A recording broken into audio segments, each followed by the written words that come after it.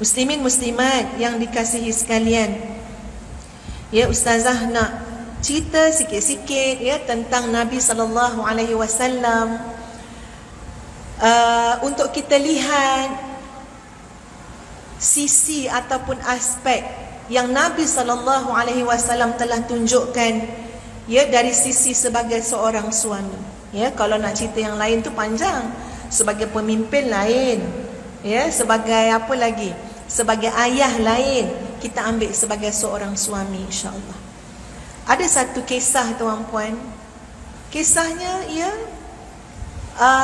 pendek je kalau nak cerita, tapi nilainya luar biasa. Ustazah menukilkan bagaimana Rasulullah sallallahu alaihi wasallam ketika mana hendak melaksanakan solat malam, baginda mendekati isteri baginda iaitu Sayyidah Aisyah. Dan Aisyah meriwayatkan, di tengah malam baginda mendekatiku, dan ketika kulit baginda bersentuhan dengan kulitku, baginda pun berbisik, "Wahai Aisyah, izinkan aku untuk beribadah kepada Tuhanku." Masya Allah. Tuan-puan ada tak gaduh-gaduh dengan suami? Sebab suami tu gaib kat daripada rumah, tak tahu gimana. Tanya dia marah. Ada tak kes macam tu? Ikut dia lah ustazah. Kadang-kadang dia ada. Tadi nampak macam ada belakang tiang. Tadi nampak ada kat dapur. Lepas tu tak ada. Dia serupa macam coklat dah ustazah. Kejap ada, kejap tak ada. Bila kita tanya, tak boleh. Jangan ambil tahu hal orang. Jaga hal kamu sendiri. Contoh. Tapi mari kita melihat contoh yang ditunjukkan oleh Nabi SAW. Urusan Nabi itu dengan Allah Subhanahu Wa Taala. Apa sangatlah kalau kita fikir dengan isteri, kan? Nak dibandingkan dengan ibadah kepada Allah Subhanahu Wa Taala. Abang nak tahajud ni, abang nak qiyamul lail ni, abang nak doa ni, nak munajat ni. Apakah perlu seorang suami untuk cakap, "Wahai Aisyah, abang minta izin ya, abang nak beribadah kepada Allah Subhanahu Wa Taala." Allahu akbar.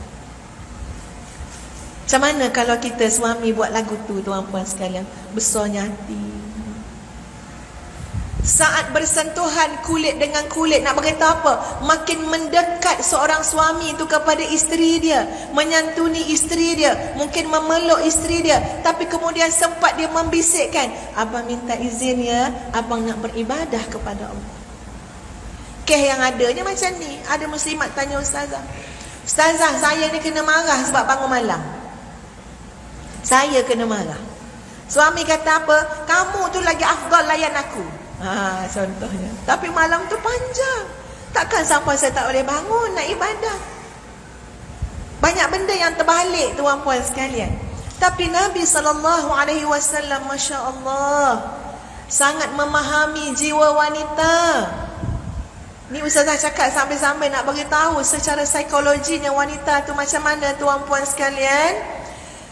Waktu tidur, waktu bermalam, ini terlalu besar kesannya kepada emosi seorang wanita. Betul ke tak betul? Dia malu-malu jawab ni, tak apa, suami tak ikut kan? Jawab kuat-kuat. Saya nak tanya, betul ke tak betul? Wahai para muslimah, wahai para wanita, mengabang, mengadik. Kan tadi saya kata, saya nak ingat nama-nama tempat ni ya. Anak saya kata, "Umi ingat macam ni Umi, mengabang, mengadik." Okey. Sebab pergi banyak tempat dalam satu hari, ya ustazah pun manusia biasa, dia takut tersalah cakap nanti. Anak kata, "Umi ingat mengabang, mengadik." Okey, mengabang, mengadik. Jadi wahai para muslimah, mengabang, tak mengadik ya. Betul tak? Waktu bermalam itu, ini ada yang tak kahwin kan kat tangan? Semua tak ngaku dah ni. Ya, waktu bermalam itu secara psikologinya sangat memberi kesan dan pengaruh kepada hati seorang isteri. Kalau tak percaya, tanyalah pakar-pakar motivasi kekeluargaan, tuan-puan sekalian. Bahkan ustazah pun mengiyakan bila ada pakar motivasi keluarga bagi tahu bau ketiak suami itu pun boleh menenangkan hati isteri. Setuju ke tak? Ustazah ni betul. Kita bercakap pasal suami isteri kan? Betul. Siapa yang paling faham perasaan wanita ni, sahabat-sahabat semua? Siapa yang paling faham wanita ni? Rasulullah sallallahu alaihi wasallam. Pernah satu hari, tuan-puan sekalian, ya, Nabi melihat ada seorang anak muda. Dia ni menarik binatang tunggangan, unta. Di atas unta itu ada kerdub. Kerdub ni macam kotak tu kan?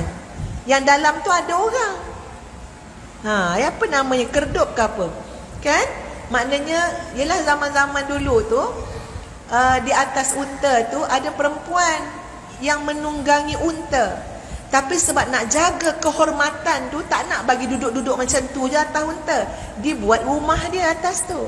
Dibuat kotak dalam tu. Bagi langsir-langsir, bagi cantik-cantik kan? Dalam tu ada perempuan.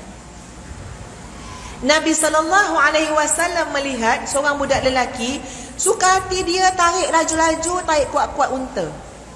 Dia tak kira jalan berbukit, berbukau, bercerun ke apa, dia tarik. Makna kata unta tu dah jadi tunggal langgang. Apa kata Nabi kepada laki-laki itu? Nabi terus tegur dia. Nabi kata, mahlan, slow. Tu maksud dia. Slow. Kamu tahu tak apa yang kamu bawa? Yang kamu bawa itu adalah sesuatu yang mudah pecah. Masya Allah. Tuan-puan, naik kapal terbang, benda mudah pecah, dia tulis apa kat situ? Dia tulis apa? Fragile. Maka Nabi SAW, apa yang Nabi sebut kepada anak muda tadi, slow, hati-hati. Yang kamu bawa itulah sesuatu yang mudah pecah, fragile. Mudah tersakit fizikalnya, mudah tersentuh hatinya. Jangan bawa laju-laju macam tu. Ingat lagi pengalaman kita mengandung, suami bawa macam mana naik motor? Puah peringat bonggol kat depan. Bonggol bang, bonggol. Kan? Kau panggil apa bonggol tu? Bonggol juga. Lagi jumpa bonggol, lagi depres minyak. Jadi satu kesukaan tengok kita melantun. Allahu Akbar. Sedangkan Nabi SAW mengatakan apa? Mahlan, kamu bawa sesuatu yang fragile. Masya Allah. Ustazah ketika mana membaca kisah itu, tuan-puan sekalian, tak tahu nak kata macam mana rasa. Ya Allah, wahai Rasulullah SAW, betapa Tuan, betapa ya Rasulullah kamu mengetahui wanita ini sangat perlu diperlakukan dengan halus dan hati-hati. Halus. Sahabat-sahabat semua, ustazah berpandangan. Bila ustazah berpandangan, nak tolak pun boleh, nak terima pun tak apa, ya. Ustazah pandangan ustazah macam ni.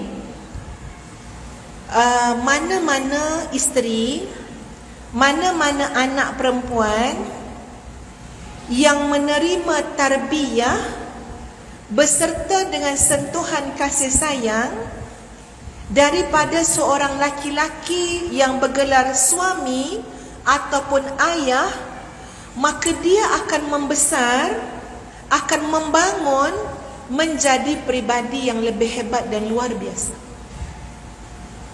Berbanding kalau hanya dididik oleh maknya saja. Ini pandangan ustazah, ya. Boleh jadi betul lah 50% ke 30% ke. Sebab untuk seorang wanita mendidik, menasihat anak, nak ambil tahu anak ni pandai sefir ke tak, pandai ngaji ke tak, bagi ustazah itu adalah perkara biasa. Sebab kita wanita, memang pakej yang Allah berikan kepada kita memang sesuai menjadi seorang guru dan pendidik. Memang dah ada dah perangai itu. Dah dalam anggota badan kita pun ada yang namanya rahim. Memang mak-mak memang macam tu. Kerja dia nak mengajar je. Tahu tak? Ni anak-anak semua seronok ni tahu mak-mak datang kuliah ni. Sebab kalau mak tak datang kuliah, apa kerja mak kat rumah? Bagi kuliah. Bagi kuliah kat siapa? Anak lah. Dia kalau tak suruhlah masjid mengabang jemput juga. Boleh bagi kuliah kat masjid. Mengadik lah kat rumah. Bagi kuliah pada anak-anak. Itu memang perangai kita orang perempuan. Dah puas bagi kuliah pada anak-anak, kita bagi kuliah pada bapa anak. Yang penting memang suka bagi kuliah. Memang suka mengajar, menasihat, mendidik. Itu biasa. Dan sangat luar biasa kalau wanita itu meninggalkan pendidikan anak-anaknya. Sangat luar biasa. Luar biasa yang tak elok. Sangat pelik dan menghairankan. Seorang wanita tidak mempedulikan pendidikan anak-anaknya. Sebab wanita, ibu, isteri mesti nak menjaga pendidikan tarbiyah anak-anak. Cuma yang saya kata tadi, bila ia disokong, dilakukan oleh seorang laki-laki, sama ada ayah ataupun suami, insya-Allah tuan-puan percayalah, anak perempuan akan membesar dan membangun menjadi yang lebih baik. Isteri tak membesar dah lah, sebab dah besar dah, nak suruh mengecil pula kan. Akan hidup, menyumbang, berbakti, bermanfaat, bermakna, bernilai, berharga. Jangan lupa, suaminya melengkapkannya. Suaminya menyempurnakan kasih sayang kepada dia. Suaminya memberikan keperluan yang dia perlukan dalam jiwanya daripada pendidikan, perhatian, kebajikan dan kasih sayang. Dia akan membangun menjadi isteri yang lebih baik.